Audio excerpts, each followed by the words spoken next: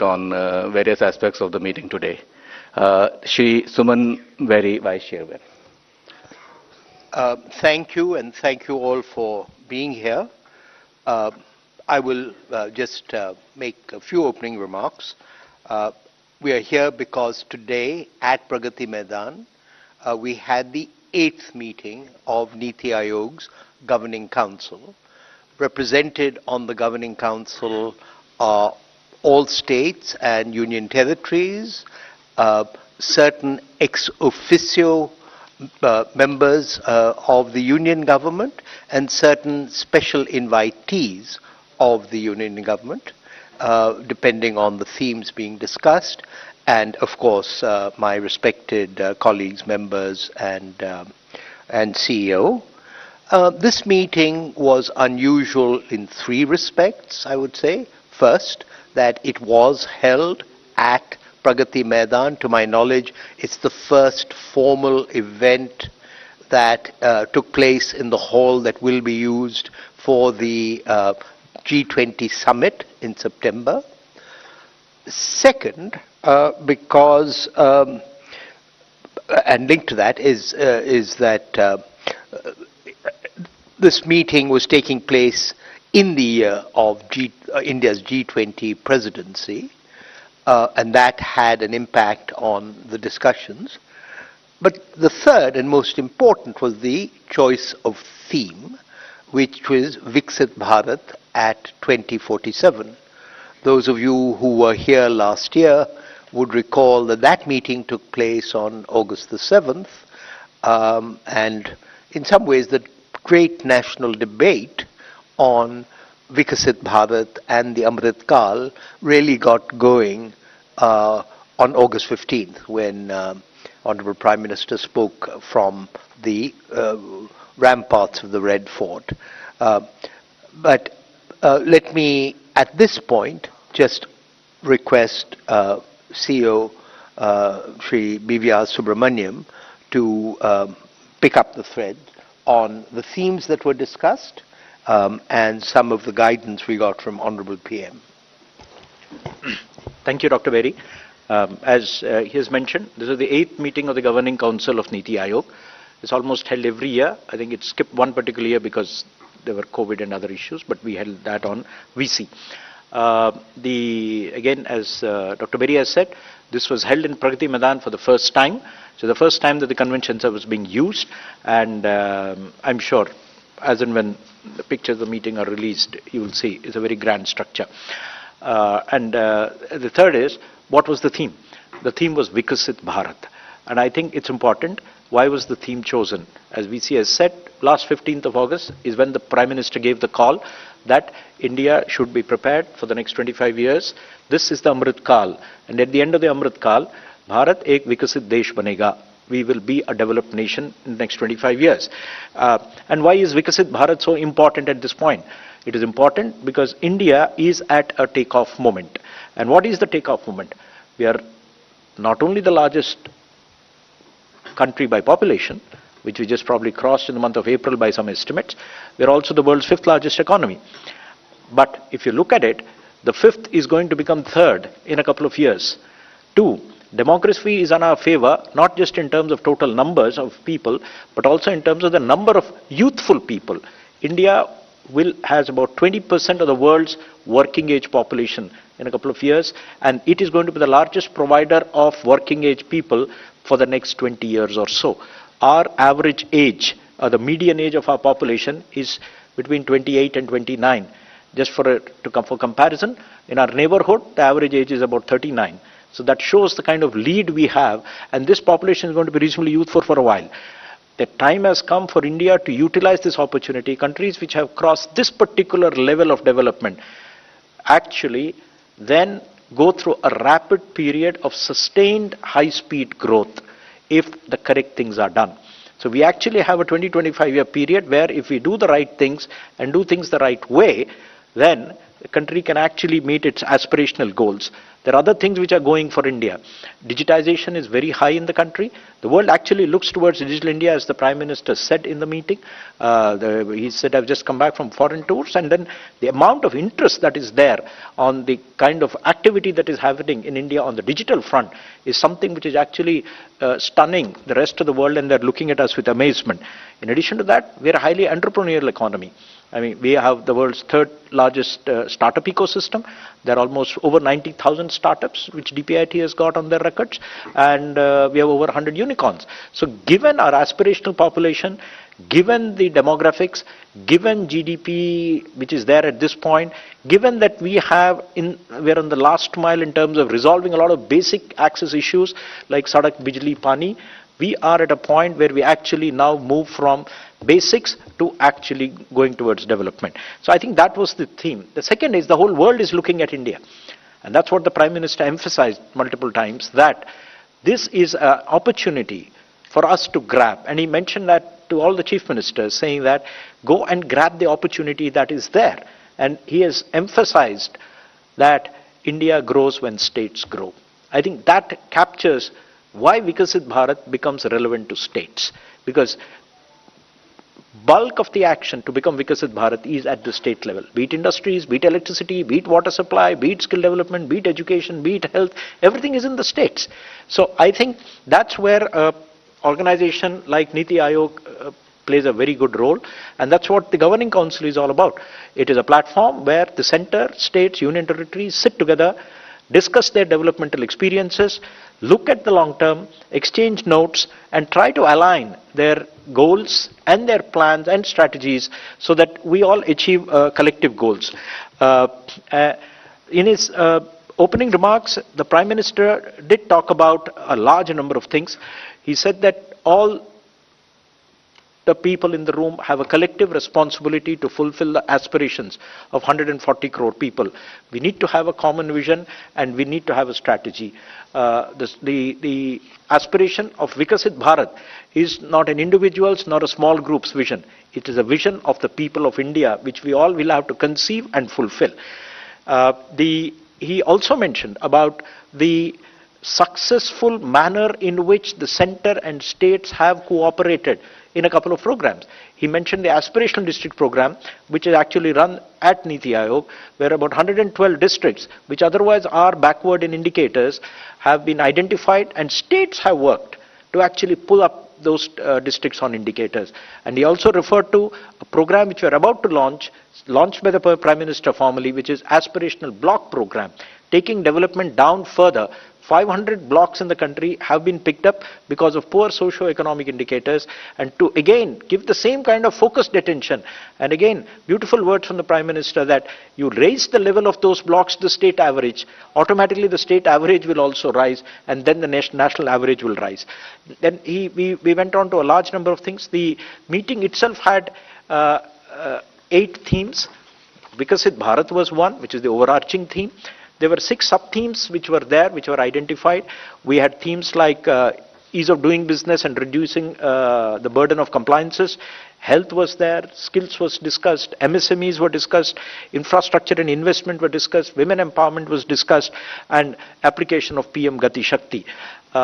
PM Gati Shakti actually is quite familiar. It's been in the news for a while, but this is PM Gati Shakti with a slightly different tilt. It is being expanded further. It already has got about 1600 layers which are already there. This is using PM Gati Shakti for social infrastructure and area development. That means where do you locate schools? Where do you locate health facilities? Where do you locate social infrastructure?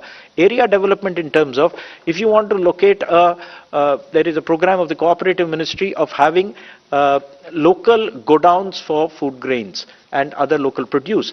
Where do you want to locate it? You will have to see what is the catchment area. So Gati Shakti to be used so that it can be, the planning can be better.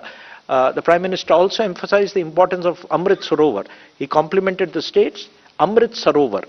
There are over 50,000 Amrit Sarovars that have been built. But he said, why should we rest with 50,000? If you have 75 Amrit Sarovars per district, make it 75 per block.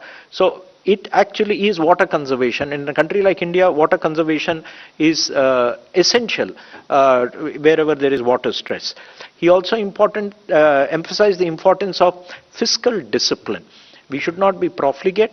Funds should be used judiciously, and we also should see that our future generations are not overburdened.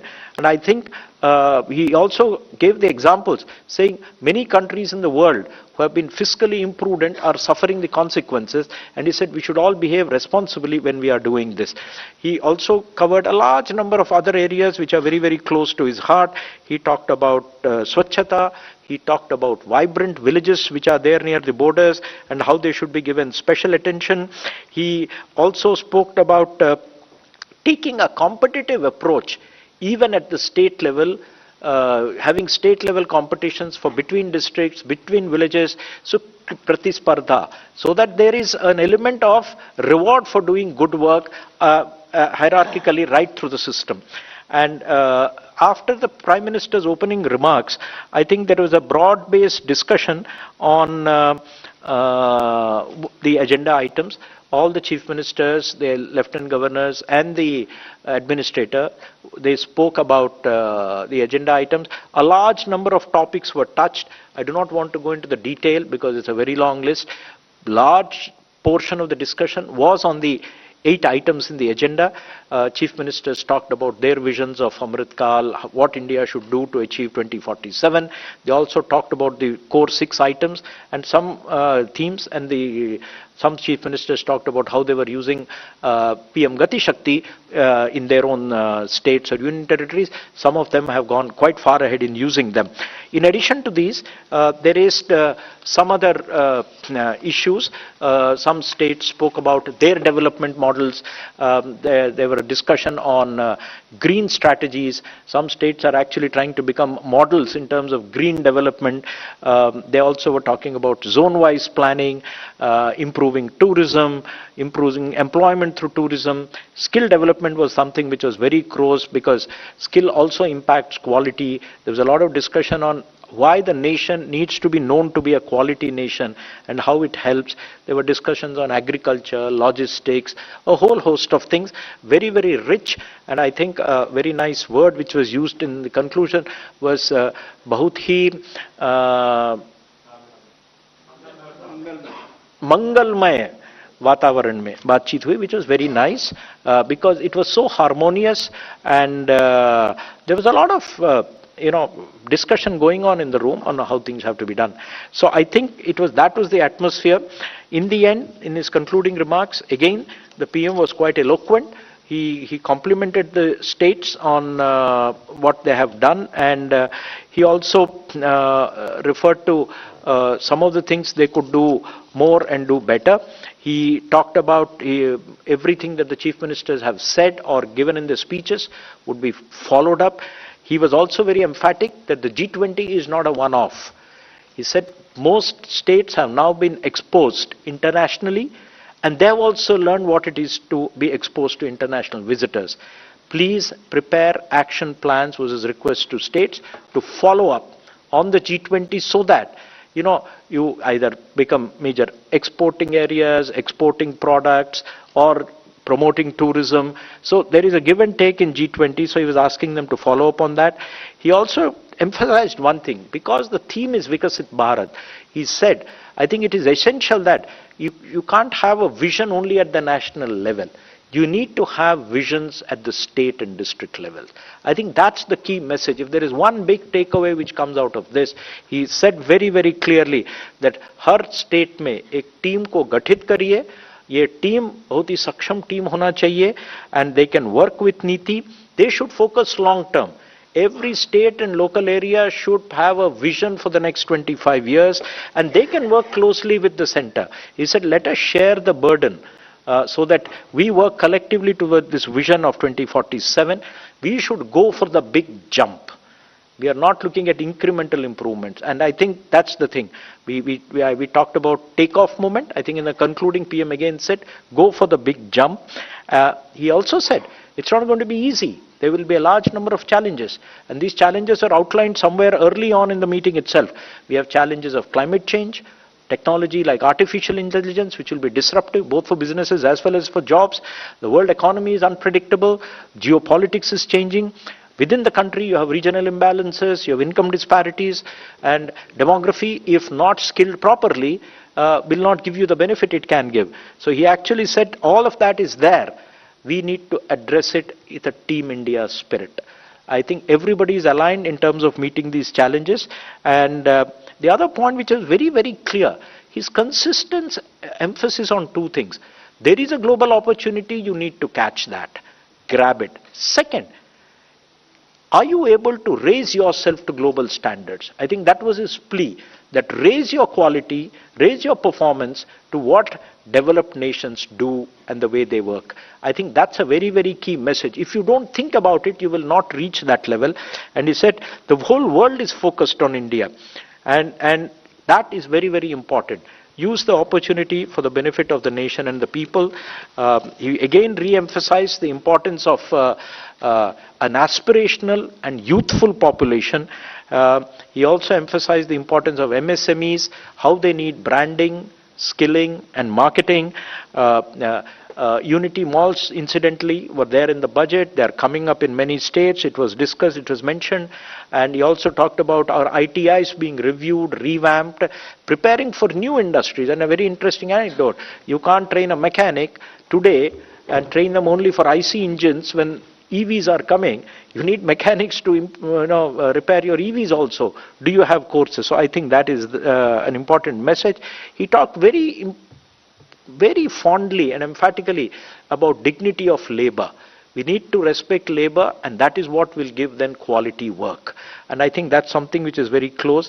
He talked about also having goals on health like eliminating TB, going to the grassroots, identifying and do that. And I'd say in his concluding remarks, I think his emphasis was, let us have good governance. And he says, good governance is the key to achieving, be it Vikasit Bharat, be it achieving any of the items which are there on the themes, be it achieving women's empowerment and development. I think this is very, very important. And I think that was it. And he expressed his gratitude and thanks to all the participants. And meeting finished around 4:30. Thank you.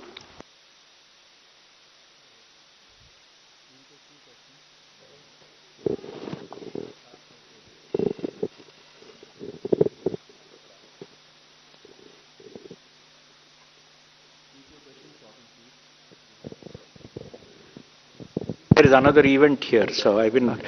Sir, Tarun Sharma from Z Business. Sir, आप meeting के अंदर fiscal prudence को लेकर बात हुई sir, तो क्या old pension scheme पे चर्चा हुई, और जो फ्रीबीज जो अभी स्टेट्स के अंदर जो चल रहा है एक कल्चर, क्या उस पे भी चर्चा हुई? एक सवाल सर उस पे है, एक एनर्जी ट्रांजिशन एक बड़ा फोकस एरिया है गवर्नमेंट का, उसको लेकर मीटिंग में क्या चर्चा हुई, ये Okay, the PM gave an overarching view, saying that he didn't discuss a particular item, but he hinted at it. He basically said fiscal prudence is essential because you do not want to overburden future generations. I think that's important. So keep that in mind in whatever you do. We need to keep that in mind whenever we plan and announce things. And I think the message was there. There was discussion at multiple points, but I think it was in a very positive atmosphere. Understanding that you need to cut your, cloth to suit it, whatever is there. The other point which you mentioned, which is climate change. Climate change was mentioned as a challenge, and I think that was accepted. Some states did mention about, ecology. They're preparing. Some states who are planning to be green states. Some states are talking about wanting to be completely green in terms of energy, either solar or hydro. So I think there was a lot of discussion on that. But as we go along, probably that is a subject we'll address more in future. Hello sir, Neeraj हूँ news 18 India से. हमारा सवाल ये है कि आपने कहा कि कई मुद्दों पर प्रधानमंत्री का जोर रहा, कई मुद्दों पर चर्चा हुई, कई राज्यों के मुख्यमंत्रियों ने हिस्सा नहीं लिया. हमारा सवाल यह है कि कितने राज्यों के मुख्यमंत्रियों ने हिस्सा नहीं लिया, और जिन राज्यों के मुख्यमंत्री नहीं आए उनके सुझावों को या उन राज्यों में जो एस्पिरेशन होगा उसे कैसे एड्रेस करेंगे, गवर्निंग काउंसिल कैसे एड्रेस किया या करेगा? ठीक है, बैठक में 11 मुख्यमंत्री नहीं आए, बट कई मुख्यमंत्री आए। और जो मैंने देखा है पुराने नीति आयोग की बैठकों में, गवर्निंग काउंसिल के राज में, लगभग इसी प्रकार के अटेंडेंस रहा है। पहले भी कुछ लोग आते हैं, कुछ लोग नहीं आते हैं, उनका अपना कुछ व्यक्तिगत परिस्थितियां हो सकती हैं। लेकिन दो चीजें हैं, जो भी कागज हमें दिया गया है, कई लोगों के रिटन स्पीचेस हैं हमारे पास, इन सबको हम लोग संज्ञान में लेते हैं, उनको पढ़ा जाता है। सभी को कहा गया बैठक में भी कि आप स्पीच को मत पढ़िए। इसका मतलब क्या है, स्पीच को भी हम पढ़ेंगे और उन्होंने ओरल वक्तव्य जो दिया होगा उसको भी नोट करेंगे, और इसी के बेसिस पॉलिसीज बनती हैं। Thank you. Sir, good evening. Shishir from Hindu Business Line. Sir, you talked about what the center has said. Can you list 3 good practices which state presented during the meeting, and can you give us the name of the state CMs who did not participate in the meeting, sir? No, I think let's focus on what the Chief Minister said. Now, since you said 3, let me see what I can remember. There was a clear mention of a particular practice in Goa, which is Swayam Purna Goa. Okay, that was discussed, and I think there was even a request to circulate details of that to all other states. So I can mention that it's top of my head because Goa was the 3rd or 4th states. There were a couple of others, I cannot probably remember. Haryana has a Parivar Pehchan Patra, which was mentioned as a good practice, where they're able to focus a lot of benefits at the family level. I think that was there. Then I'm just trying to see my notes. You asked a very precise question. Just a second.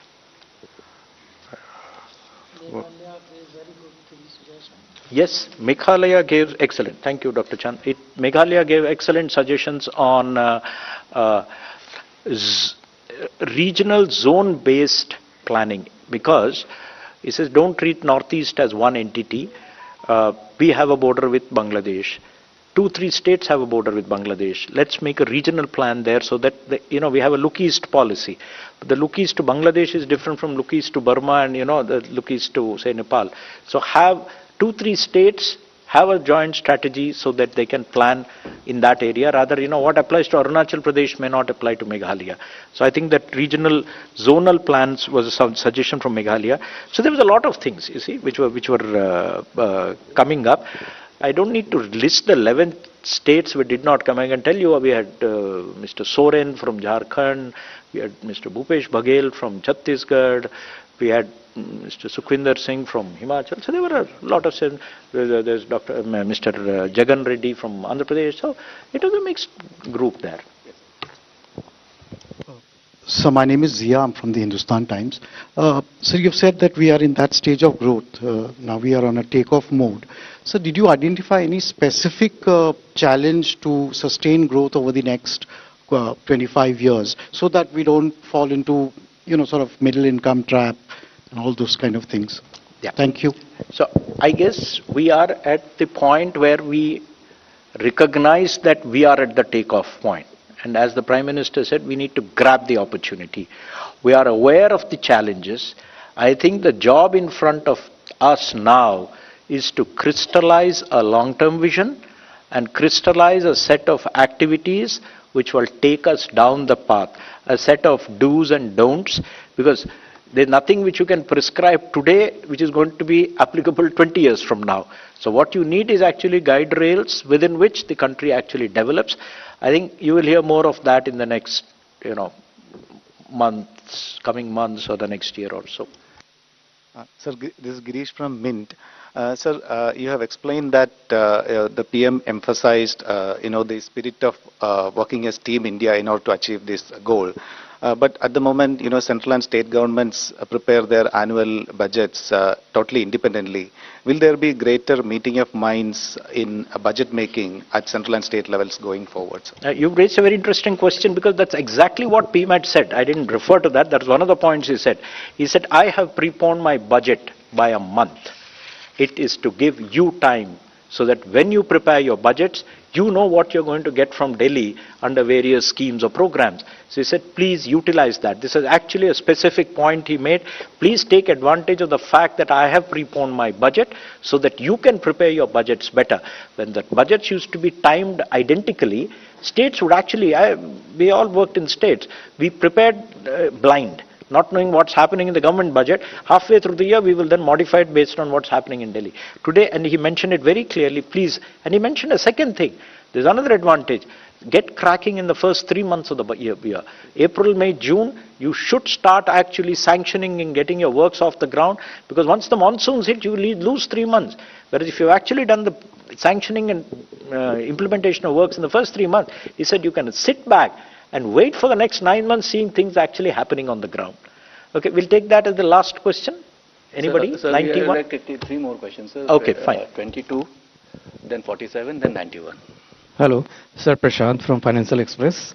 My question is, since we are trying to be a developed economy by 2047, so what kind of economic growth, average economic growth that will require to reach that stage, and what kind of investment we are looking at that should happen to reach that goal? And where do we see our economy size by 2047? Okay, we're not going to put a number right now, but I think the process is on.